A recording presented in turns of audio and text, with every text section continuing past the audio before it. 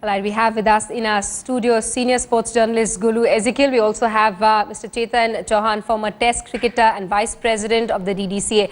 We also have Boria Majumdar, our consulting editor of sports, Resha Shetty, live from Chennai, and our correspondent Jaskirat Singh Baba, who's joining us live from outside the Supreme Court. Gulu Ezekiel, I want to come to you first. How do you see the developments? How do you see the Supreme Court's decision to appoint Sunil Gavaskar as the one man in the BCCI in charge of the IPL?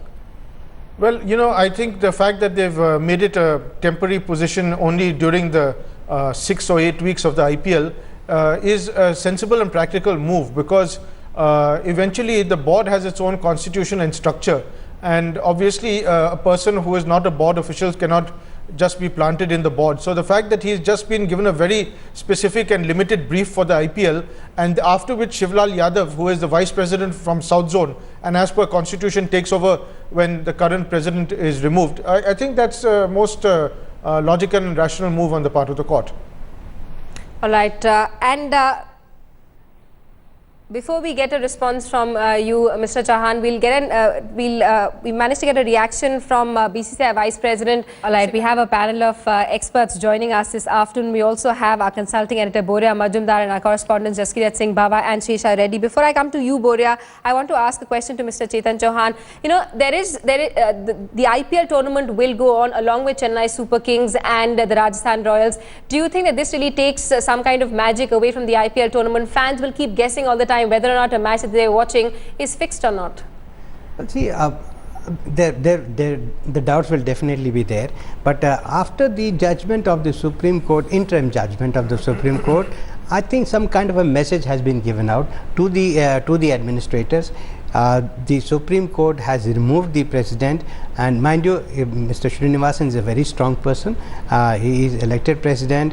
He has his own group, and he has sort of dominated the BCCI for a few years. So removing him again, I would say, is in a way a message has been sent out, and I'm sure all the other officials will be very careful, whether it's the franchise of the franchisees, owners of these IPL teams, and also the officials, plus the players and everybody else, because this matter has been taken up very seriously and an interim order has been given.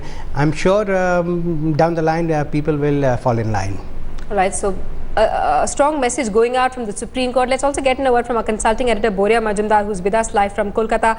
Boria, Gavaskar has an important task at hand. He needs to really clean up the sport before the tournament gets started on the 16th. He also needs to decide on what kind of role Sundar Raman will be playing from this point onwards, because his is a case which clearly defines conflict of interest. He continues to be an employee of India Cements, a company which is owned by Srinivasan.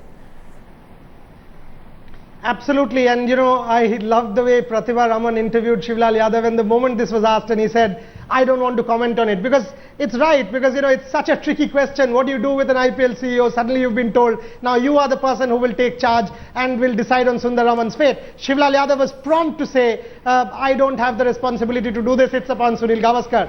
What should have been asked of Shivlal Yadav is, what do you do, Mr. Yadav, with Mr. Srinivasan on the 9th and 10th of April when the ICC Executive Board meets in Dhaka? Will you allow Mr. Srinivasan to go, or will you go? Because according to probity, according to propriety or issues of morality and ethics, it is you who should go, or a BCCI nominee, which cannot be Mr. Srinivasan in any shape or form. The question that you asked me, very, very tricky question as far as Mr. Gavaskar goes. Let me throw another spanner into the works. We don't know how many players are in the contractual list of professional management group which is owned by Mr. Gavaskar. Now, if there is one player who is also employed by India Cements, what happens? We don't know this, but the point is, it's so complex. It is so complex that it's not a simple task for Mr. Gavaskar at all. Take a call on Sundar Raman, decide on the IPL tournament, this whole cloud of fixing. Suddenly he has to take, I don't know, and his own television contracts. I asked this question of Chetan Chauhan, and I repeat. What does Mr. Gavaskar now do as far as his own commitments are concerned? PMG and private television channel. These have not been elaborated upon by the Supreme Court. And I come back to the question of Srinivasan. If the Supreme Court case is not resolved by June, can we say that Mr. Srinivasan will not become the first chairman of ICC. Can you get Gulu and Chetan Chauhan to react, please? Well, the first thing is Sunil Gavaskar, before he takes over this responsibility, I'm sure he will be aware. He's a very responsible person, very up to date, very straightforward, and I'm sure he will have to give up, which he's already given up as the commentary. Of course, the BCCI has said that he is going to be compensated for it. Private channels, as far as private channel is concerned, he'll have to give up that. Plus, PMG also, I think he'll have to give it out to somebody else. He'll have to resign from there also till such time he's the president. As far as Mr. Srinivasan is concerned, I think it'll be fair. It'll be in the best interest of the BCCI that he does not attend the meeting of the ICC till such time this probe is finished or this inquiry continues. Because 16th of April, of course, we'll have, this is only an interim order. 16th of April, the final order will come. The Supreme Court will decide whether, what kind of probe is to be ordered, whether the CBI will have to do the inquiry or somebody else has to do the probe. So that also will come only on the 16th of April. All right, but so we basically need to keep in mind that this is an interim order. Let's also get in a word from our correspondent Sresha Reddy, who is joining us from Chennai. Sresha, it's important to note that N. Srinivasan, despite so many such indictment from the Supreme Court, and the Supreme Court in fact asking him to step away, has still not responded to any questions being posed by journalists. Well, that's he has not been talking to any of the journalists, in the past 3 days, and even he left his house 30 minutes back, and he had gone to a star hotel. But one interesting thing is that is the hotel where usually the meetings take place, the BCCI meeting, General Council meeting, or be it any meeting, as far as BCCI is concerned, that is the place where the meeting takes place. So we really don't know whether he has gone there to meet someone or if he's there at this point in time. And of course, we have been trying to track and get in a word from N. Srinivasan, what his plans are, what is he planning to do, and what he has to say if he has to, because his position is considered to be untenable at this point in time, because he hasn't spoken to the media for the past 3 days. We have been trying to closely get in a word from Srinivasan, but he is mum, and he is not saying anything, and he's not even speaking to the media at this point in time. Gulu Ezekiel, my last question is to you. How do you say is this entire drama playing out? The next hearing for this case is on the 16th. It's also the first day of the tournament. Will Gavaskar will he actually be able to make about changes that'll bring about some kind of at least an idea of cleanliness to the sport?